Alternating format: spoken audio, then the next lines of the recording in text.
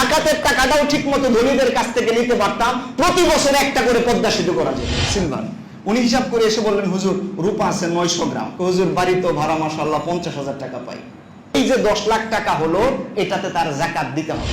আবার একটু বেড়ে গেছে, আবার টাকা কমতেছে, আর মাস এদিক দিয়ে যাচ্ছে, এটাকেই বলা হয় 1 বছর। তবে এটাকে কখনোই সোলারিয়ার ধরা যাবে না, এটা হচ্ছে লোনারিয়ার। একজন ভূমিহীন মানুষকে যদি 18 লক্ষ টাকা দেওয়া হয়, 3 থেকে 5% জায়গা কিনে সুন্দর একটা বাড়ি করে দিনাতিপাত করতে পারে। এ যদি হয় 1 বছরের হিসাব, আমাদের দেশ স্বাধীন হলো 150 বছর পার হয়ে গেছে। 150 বছরেও কি করে আমাদের দেশের ভূমিহীন মানুষ থাকে, ফকির থাকে আর ভিক্ষুক থাকে। আমগো দেশের ঘামে অর্জিত টাকায় লন্ডনে নিয়ে বাড়ি বানায়, আমেরিকা নিয়ে বানিয়ে করায়। এই সুরের কাছে আমগো সম্পদ দিলে তো আরেক দেশে নিয়ে যাবে, এই জন্য দেই না। এই যে একজন বললো যে হুজুর আপনার কিন্তু ধরে নিয়ে যাবে, হ্যাঁ নিবেই তো। মানে আমাদের দেশের টেন্ডেন্সি কেমন দেখছেন, দেশের উন্নয়নের কথা বললে ধরে নিয়ে যাবে। একটা দেশ পরিবর্তন করতে পারে মিয়া, ধরে তো নিবে আমাকেই। কারণ যারা দেশকে ভালো করবে এদেরকে ধরে নেবেন না, সুরেরে নিবে। রাসূল সাল্লাল্লাহু আলাইহি সাল্লাম যাকাতের মেজারমেন্ট হিসাব দিয়েছেন যে কোনো ব্যক্তির কাছে যদি 7.5 তোলা স্বর্ণ বা 7.5 ভরি, কত ভরি স্বর্ণ? এটা হচ্ছে স্বর্ণ। আর রৌপ্যের ক্ষেত্রে বলেন তো কত? 52.5 ভরি। এবার আমাদের যেটা বোঝা দরকার, আমাদের কাছে সবার কাছে স্বর্ণ থাকে না, আমাদের কাছে থাকে হচ্ছে লিকুইড মানি, টাকা পয়সা থাকে অধিকাংশের কাছে। রানিং সময়ে এই 7.5 ভরির স্বর্ণের যা দাম আসে ওইটা হিসেব করতে হবে। তাহলে আপনাকে আজকের দাম বের করতে হবে বা এই মাসেরটা বের করতে হবে। এই মাসের রানিং বা জুসে, যেটা বাংলাদেশ জুয়েলারি অ্যাসোসিয়েশন যারা স্বর্ণের রেট ঠিক করে, ওনারা বলতেছেন স্বর্ণের অনেকগুলো ক্যাটাগরি আছে। একটা ক্যাটাগরি আছে হচ্ছে 22 ক্যারেট, যদি 24 ক্যারেট আছে, 24 ক্যারেট কেউ ইউজ করে না যেহেতু এটা ফুল স্বর্ণ 100%। আবার আছে হচ্ছে 21 ক্যারেট, আবার আছে 18 ক্যারেট, আবার আছে হচ্ছে ট্রেডিশনাল গোল্ড। আপনি যদি এখন দেখেন, বাজুস বলতেছে যে 22 ক্যারেট যে স্বর্ণটা, এই স্বর্ণের বর্তমান বাজার মূল্য হচ্ছে 9,530 টাকা। 1 গ্রামের স্বর্ণের দাম হবে 22 ক্যারেটের 9,530 টাকা। আমি এই বছরের বলতেছি, এই আলোচনা আবার আগামী বছরের জন্য প্রযোজ্য না। একটা আছে হচ্ছে 9,100, আরেকটা আছে 7,800, আর যেটা ট্রেডিশনাল গোল্ড এটা হচ্ছে 6,500। আমরা ধরতেছি ট্রেডিশনাল গোল্ড 6,500, যেটা আজকের বাজার রেট। এই অনুযায়ী 1 গ্রাম স্বর্ণের দাম যদি 6,500 হয়, তো 7.5 ভরি স্বর্ণের দাম কত? ভরি আর গ্রাম তো এক জিনিস না। 1 ভরি সমান হচ্ছে আপনার 11.664। 1 ভরি স্বর্ণে কত গ্রাম ওজন হয়? 11.66 গ্রাম। তাহলে এবার 11.5কে আপনি যদি 7.5 দিয়ে গুণ দেন, তাহলে কত আসতেছে? তাহলে আসবে হচ্ছে আপনার 87.48। বলেন 7.5 ভরি সমান কত গ্রাম? 87.48 গ্রাম। এই এতটুকুন হবে গ্রাম। এবার এই গ্রামকে যদি আপনি 6,500 দিয়ে গুণ দেন, তাহলে তো আপনি টাকার হিসাবটা পেয়ে যাবেন, তাই না? তাতে আমরা দেখেছি টাকা হয় মোটামুটি 5,68,620 টাকা। আপনি ধরে নিতে পারেন 5.5 লাখ টাকা। তাহলে 5.5 লাখ টাকার মতো যদি কারো কাছে থাকে, এবার ওই ব্যক্তির কি করতে হবে? যাকাত দিতে হবে। এবার এটা গেল স্বর্ণের। অনেকে বলে না যে আমরা কি স্বর্ণের হিসাব করব নাকি হলো রৌপ্যের হিসাব করব। তাহলে রৌপ্যেরটা একটু ধরি। রৌপ্যের হিসাবে 52.5 ভরি যে রৌপ্য, এটা যদি আপনি গ্রাম অনুযায়ী হিসাব করেন, তাহলে আসবে হচ্ছে 612.36 গ্রাম। এবার গ্রামকে যদি আপনি কনভার্ট করেন টাকায়, এবার তো আপনি এই ক্যারেটে হিসাব করলে হবে না। এটা তো হলো স্বর্ণের ক্যারেটের দাম, রৌপ্যের ক্যারেটের দাম তো এটা না। আজকে রৌপ্যের ক্যারেটের দাম কত? রূপারও কিন্তু আপনার 22 ক্যারেট আছে, রূপারও আবার 18 ক্যারেট আছে, রূপারও আবার ট্রেডিশনাল সিলভার আছে। আপনি যদি ট্রেডিশনাল সিলভার ধরেন তাহলে 110 টাকা, আপনি যদি 22 ক্যারেট ধরেন তাহলে 180 টাকা প্রতি গ্রাম রৌপ্যের ওজন। 110 টাকাকে যদি 612.36 দিয়ে গুণ দেন, তাহলে কত টাকা আসবে? 67,360 টাকা। এই জন্য রূপার আর স্বর্ণের এত ডিফারেন্স। এবার আপনি চাইলে রূপারটাও ধরতে পারেন, চাইলে স্বর্ণেরটাও ধরতে পারেন, আপনার ইচ্ছা। তবে আপনাকে বুঝতে হবে, একজন মানুষকে দান তো আপনি করবেনই, তাহলে এটা ধরলে তো আপনি যাকাত দিতেছেন, আল্লাহর একটা বিধানই পালন করতেছেন। এই কথাটা বললে তো একটু অন্তরটা তৃপ্তিও লাগে, তাই না? এই জন্য আমরা সাজেস্ট করি রূপারটা আপনি ধরবেন, যেন মানুষ এই কথা বলতে পারে আমি যাকাত দিতেছি, যেন আরেকজন মানুষ বলে আমার ভাই আমাকে সহযোগিতা করছে। এই সব কিছু হয়ে যায় এটা ধরলে। এজন্য আপনি মনে রাখবেন মোটামুটি 67,000 টাকা বর্তমান বাজারে। যদি ৬৭,০০০ টাকা কারো কাছে থাকে, ১ বছর যদি এটা রান করে, ওই ব্যক্তির উপর যাকাত দেওয়া ফরজ। এবার এটার হিসাব হলো ১ বছরটা কিভাবে। অনেকে বলে যে হুজুর যখন থেকে হিসাব করছিলাম তখন তো ৬৭,০০০ ছিলই, মাঝখানে আবার ড্রপ করছে, টাকা আমার সমান ছিল না। এজন্য ওনাদের জন্য আমি একটা উদাহরণ দিতে চাই। আপনি দেখুন এবং উপরে যারা আপনারা একটু চিন্তা করুন। ধরেন এটা হচ্ছে রমাদান মাস, রমাদান। এখন তো কি মাস চলে ইংরেজি? মার্চ মাস। মার্চ মাসের ১১-১২ তারিখ থেকে শুরু হলো। আগামী বছর ধরেন রমজান মাস শুরু হবে ১ তারিখ থেকে মার্চের।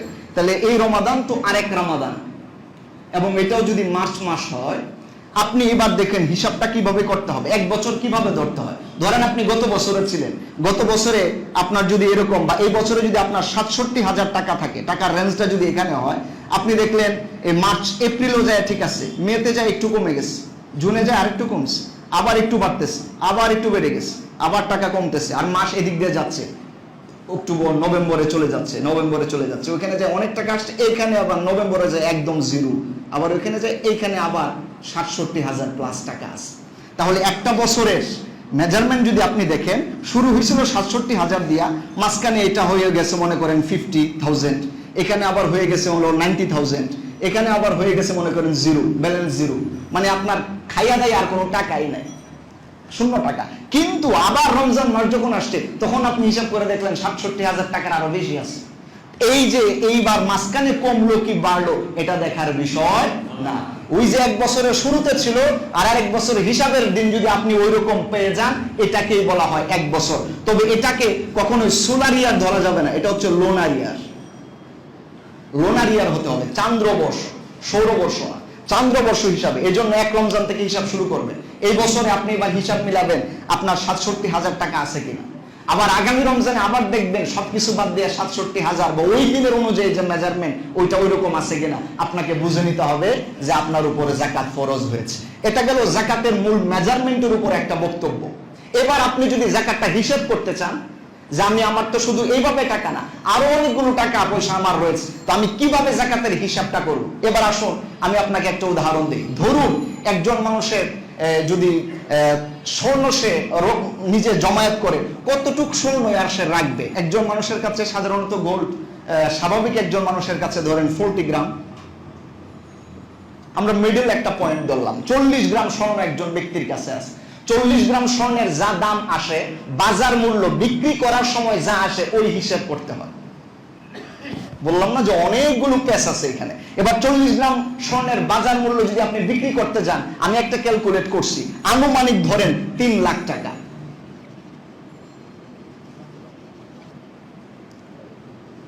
কত লক্ষ টাকা বলেন তো? হিসাবটা মনে রাখেন। এই যে আমার হিসাব শুরু হয়েছে, ধরেন একজন ব্যক্তি নাম হলো সলিমউদ্দিন। এবার সলিমউদ্দিন আইসা বলতেছে হুজুর আমার যে যাকাতের হিসাবটা আপনি একটু করে দেন তো। কেমনে যাকাতের হিসাবটা করবো? এবার আমি প্রথম প্রশ্ন করবো, আচ্ছা আপনার স্বর্ণ আছে কত?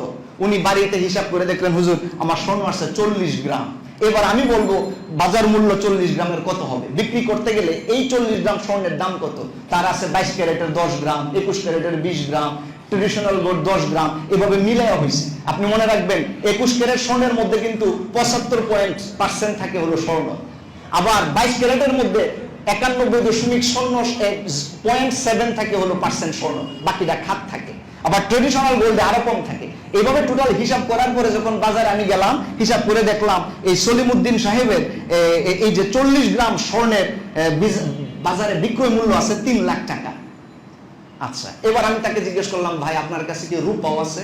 বললো জি হুজুর রূপাও আছে। রূপা কতটুকু? এবার উনি বাড়িতে গেলেন, বাড়িতে যাওয়ার পরে রূপার হিসাব করতেছে যে ওনার কাছে রূপা কতটুকু।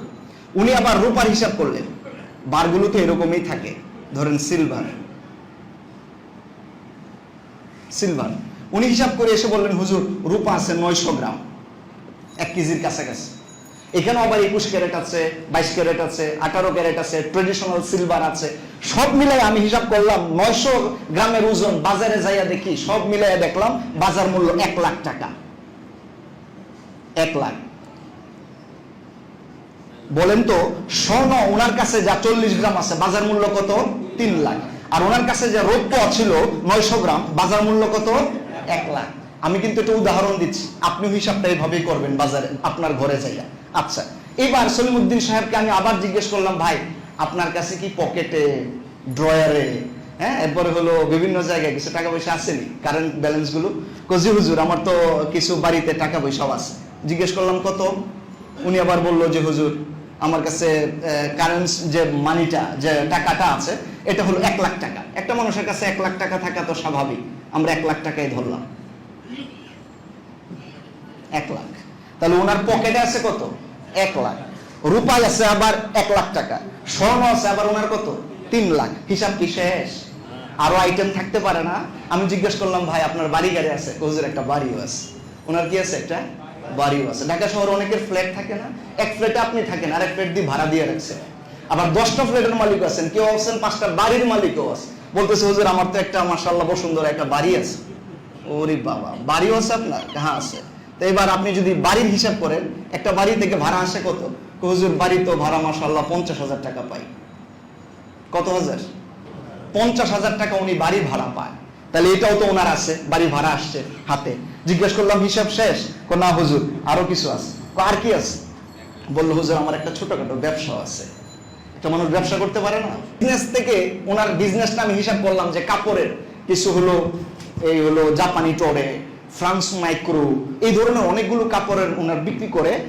আমি দোকানটা হিসাব করে দেখলাম, মোটামুটি কাপড়ের দোকানে যা আছে তাও 1 লাখ টাকা।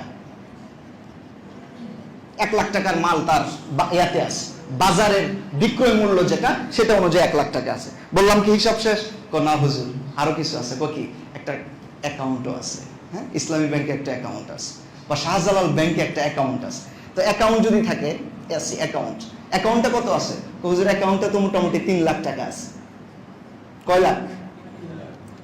3 লাখ টাকা আছে অ্যাকাউন্ট। একটা মানুষের অ্যাকাউন্টে 3 লাখ টাকা বর্তমান যুগে তো স্বাভাবিক কথা, থাকতেই পারে। আচ্ছা ঠিক আছে, হিসাব শেষ? না হুজুর আমি একজনকে ধার দিছিলাম 60,000 টাকা, এটাও বলছে যে দিবে। কত হাজার টাকা? জীবনে চলাফেরা করতে গেলে কি ধার দেনা লাগে না? আমি আর কি সব বিষয়গুলো আনতেছি, আসলে সলিমউদ্দিন তো আমার কাছে এসে বলেও নাই, মানে বলতেছে একটা মানুষের জীবনে যা যা হয় ঘটে আর কি। একজন মানুষ তো ধার দেয় না? তো উনি বললেন হুজুর আমি একজনকে 60,000 টাকা ধার দিছিলাম। তো একজন ধার দিলে তো টাকাটা আসবে, আমি এটাকে এই তীর চিহ্ন দিয়ে অ্যাড করি যে ডাউনলোডের মতো, 60,000 টাকা। 60,000 টাকা। বললাম যে হিসাব নিকাশ শেষ? হুজুর এবার মোটামুটি শেষ, কিন্তু আমার আরেকটা বিষয় আছে। সেটা কি? সেটা হলো হুজুর আমি হঠাৎ করে ওই দিন বাজার থেকে আসতেছি, পকেটে টাকা নাই, আমার বন্ধুরে বললাম 10,000 টাকা ধার দেও তো, পরে কিছু বাজার সদাই করে বাড়িতে আনছিলাম। হুজুর এই টাকার কি হবে? একজন মানুষ জীবনে চলতে ফিরতে কি ঋণ লাগে না? আমি এখন বাড়িতে যাব, কথার কথা ভুলে পকেটে টাকা আনি না, আমি বলতে পারি না যে ভাই আপনি আমাকে 1,000 টাকা ধার দেন, আমি বাসা পর্যন্ত যাইতে পারবো না। আপনার সব ঠিকঠাক আছে, কিন্তু 10,000 টাকা রেনা আছে, আমি 10,000 টাকা ধার নিছিল। এইবার এই জিনিসটা এখান থেকে মাইনাস হবে, এই জিনিসটা এখান থেকে কি হবে? মাইনাস হবে। আপনি এবার 10,000 টাকা মাইনাস করেন, এখান থেকে 10,000 টাকা মাইনাস করেন। এইবার একটা টোটাল ক্যালকুলেট করেন তো দেখি, টোটাল এই ব্যক্তির কত হলো। এই হলো মোটামুটি তার হিসেব নিকেশ শেষ, যা কত হয়? 10 লাখ। মাশাআল্লাহ, আপনারা তো অঙ্কে অনেক ভালো, পারবেন, বোঝা গেছে পারবেন। 10 লাখ দেখা যাইতেছে কিনা আমি জানি না। 1 2 3, এই যে 10 লাখ টাকা একজন ব্যক্তির মোটামুটি কত লাখ টাকা হলো? 10 লাখ টাকা হইছে। এইটাকে বলা হয়, এইবার এই যে 10 লাখ টাকা হলো, এটাতে তার যাকাত দিতে হবে। 10 লাখ টাকাতে এখন কি দিতে হবে? তাকে যাকাত দিতে হবে 10 লাখ টাকা। এইবার কথা হলো 10 লাখ টাকা থেকে আমি কয় টাকা যাকাত দিব? এবার বুঝছেন আপনারা? এটা একটু পরে দিব আজকে। তাহলে এই যে আপনি টোটাল এতক্ষণ আমি যা বললাম তা হলো কালেক্ট করতেছি যে কোন কোন জায়গা থেকে আমার টাকা দেওয়া দিতে হবে। কালেক্ট করার পরে সব এভারেজ হিসাব করার পর আমি দেখলাম আমার টাকা আছে, যাকাত দিতে হয় এমন টাকা আছে কয় লাখ। এবার আমি কয় টাকা দেব? নিয়ম হচ্ছে যত টাকা আসবে তার 40 ভাগের 1 ভাগ যাকাত দিতে হয়। আর এটা যদি অঙ্কের ভাষায় ম্যাথমেটিক্যালি সুন্দর করে বলি 2.5%, 2.5%। এটা কত হয়? 2.5%। আমি যেহেতু এটা নিচে দেখা যাচ্ছে না, আমি একটু পাশে এখানে লিখে দিই, হ্যাঁ পাশে। আপনি যদি এবার 2.5%, 2.5% হারে যাকাত দেন, এটা হচ্ছে 40 ভাগের 1 ভাগ। 2.5% হারে যাকাতটা এবার কিভাবে হিসাব করবেন? আপনি তো সব টাকায় কনভার্ট করছিলেন, স্বর্ণ যা ছিল তা কিন্তু টাকায় কনভার্ট করছেন, রৌপ্য যা ছিল টাকায় কনভার্ট করছেন, আপনার লিকুইড মানি যোগ করলেন, বাড়ি ভাড়া যোগ করলেন, ব্যাংক ব্যালেন্স যোগ করলেন, আপনার ব্যবসায়ী পণ্য যোগ করলেন, ধার দিছিলেন, ঋণ গ্রহণ করছিলেন, সব হিসাব নিকাশ করার পরে এই যে 10 লাখ টাকা আসলো। এবার আসুন আমরা এটা দেখাই। এই যে 10 লাখ, এই 10 লাখ টাকা কি করবেন? এটার নিয়ম হচ্ছে 10 লাখকে আগে আপনি 100 দিয়ে ভাগ দিবেন, ভাগ দেওয়ার পরে গুণ দিবেন হচ্ছে 2.5% দিয়ে। 10 লাখ টাকাকে প্রথম 100 দিয়ে ভাগ, তারপরে হচ্ছে গুণ দিবেন 2.5, যেটা যাকাতেবল অ্যাসেটটা চলে আসবে। আপনি হিসাব করে দেখেন, এবার আসবে হচ্ছে 25,000 টাকা। কত আসলো? মিলছে? হিসাব মিলছে আপনাদের মোবাইলের হিসাবটা? এই যে 25,000 টাকা, এইটা আপনাকে গরিব মিসকিন ফকিরকে দিয়ে দিতে হবে। এইবার ক্লিয়ার বোঝা গেছে? বুঝেন না এমন কেউ আছে? হুজুর এরপরও আমি বুঝি না, তাহলে আপনাকে আলাদা প্রাইভেট পড়াবো, অসুবিধা নেই, প্রাইভেটের সুযোগ আছে, যাই বুঝাইবেন প্রাইভেট পড়াই দিন, অসুবিধা নেই। তবে প্রাইভেটের কোনো ফি লাগবে না, আগে বলে দিতেছি। তাহলে 10 লাখ টাকায় কত টাকা যাকাত আসে? এবার আপনি কি চোখ বন্ধ করে আপনিও 25,000 দেওয়া শুরু করবেন? এই বুঝাইলাম?